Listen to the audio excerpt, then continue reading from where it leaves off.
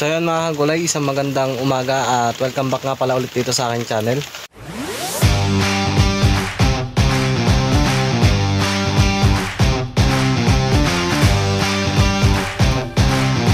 So ngayon mga kagulay, dito po ako sa may aking Calixto F1 at ginagawa ko po ngayon ay nag-grass cutter.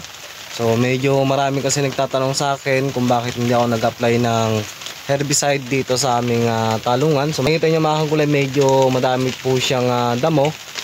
So papaliwanag ko po sa inyo kung bakit hindi kami nag-apply sa talong kapag namumunga na at ganito ang panahon.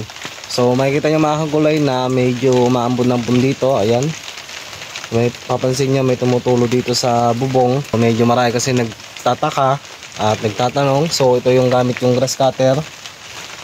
Ayan, tuwing pupunta ako dito ng maaga, pagkayari ko mag-spray, unti-unti ko siyang ginagrass cutter bago ako umuwi. So medyo malayo din kasi to, sayang din naman kasi yung gasolina na aking pagpunta dito kung pag-i-spray lang yung aking gagawin. So ginagawa ko, pagkayari ko mag-spray, so grass cutter agad yung aking hinawakan para hindi lubugin sa damo itong Calixto. So doon nga pala mga kagulay, update ko kayo sa presyo ng Calixto. So ay 37. So depende pa rin po sa klase mga kagulay. So yung sa akin naman na-presyoan po ng 37. So yun po ang naging farm gate dito sa Sangitan Market. So balik tayo doon sa ating pinag-uusapan mga kagulay. Papakita ko sa inyo at lalabas tayo. Papaliwanag ko sa inyo kung bakit hindi kami nag-apply ng herbicide pagka gantong medyo maulan. So yun mga kagulay, tara samahan nyo ako. So yun mga kagulay, pansin nyo nga dito ngayon sa lugar namin na medyo maambon, maulan. Ayan, so kagabi magdamag siyang bumubuhos ang ulan. At ito na po yung aking Calixto. Ayan, so napalagay na ako ng ipit dito sa ibabaw. So nagpaklam na ako. Ayan, so ganyan po itsura niyan. Tapos ito yung ginaras cutter ko po ng una. Bali pinipitak-pitak ko siya mga kagulay para hindi ako mabinsel o mabigla sa dami ng aking gagrass cutterin. So ito yung naggrass cutter ko po kahapon. Itong gitna na to. At ngayon yung maga andun ako sa may gawin dulo. So bali 3 pitak kasi itong mga kagulay. So kaya hindi kami nag-apply ng herbicide dito sa aming Calixto. Lalo na ito ay namumunga na. Nagiging dahilan po kasi mga kagulay yung ating panahon dahil umuulan. So yung ginagamit natin mga kagulay na contact herbicide mga kagulay, kung ito po ay ating i-sprayan at biglang mauulanan, mauhugasan po yung ating in-spray na herbicide. So bali mga kagulay, hindi po siya masyadong tatalab sa ating mga damo.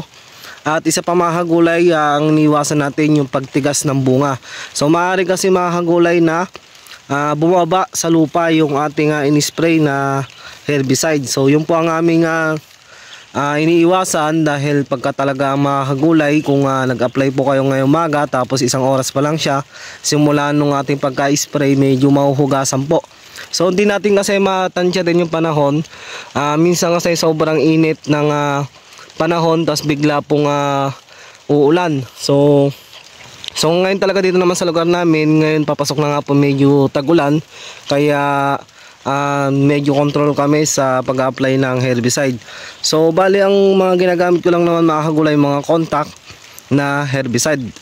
So mas lalo na yun mga kagulay kung ang gumagamit kayo ng mga systemic. So delikado po lalo sa ganitong panahon na medyo umuulan. So yun ang iniwasan natin, na magkaroon siya ng paninigas sa kanyang bunga, kasi ang ugat po ng talong ay medyo kalat na po yan sa gantong edad, sa ganto lalaking talong.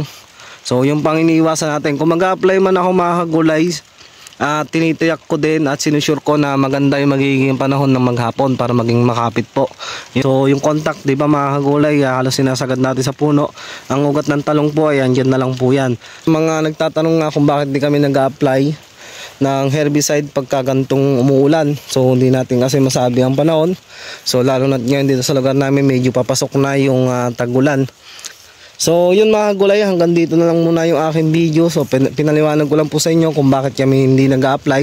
Ayan, so makikita nyo berdeng berde yung ating ginagrass cutter na damo. So medyo mabilis lang kasi kumapal itong mga kagulay, kaya ginagawa ko, pinipitak-pitak ko siya para hindi ako mabigla sa paggagrass cutter. So bali huminto lang kasi ang mga kagulay dahil nasira yung ating gamit na tansi.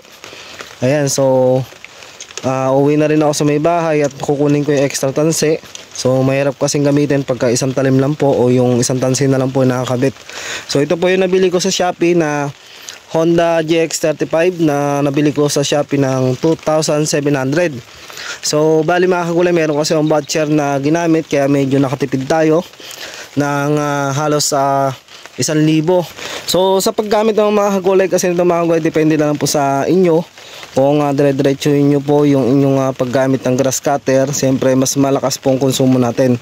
So depende po sa ating iniikutan, sa ating luwang ng ating grass cutter. Kaya medyo sinasabi nilang ng iba na medyo magastos din daw.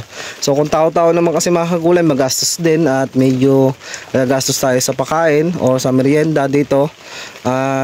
Ginagawa ko, inuunti-unti ko na lang para hindi ako makunan. So binibili ko na lang po dito yung gasolina. So konting sinasabi nila konting pagod lang yung ating ilalaan dito sa paggagrass cutter dahil hindi naman na tayo nakatayo lang naman tayo.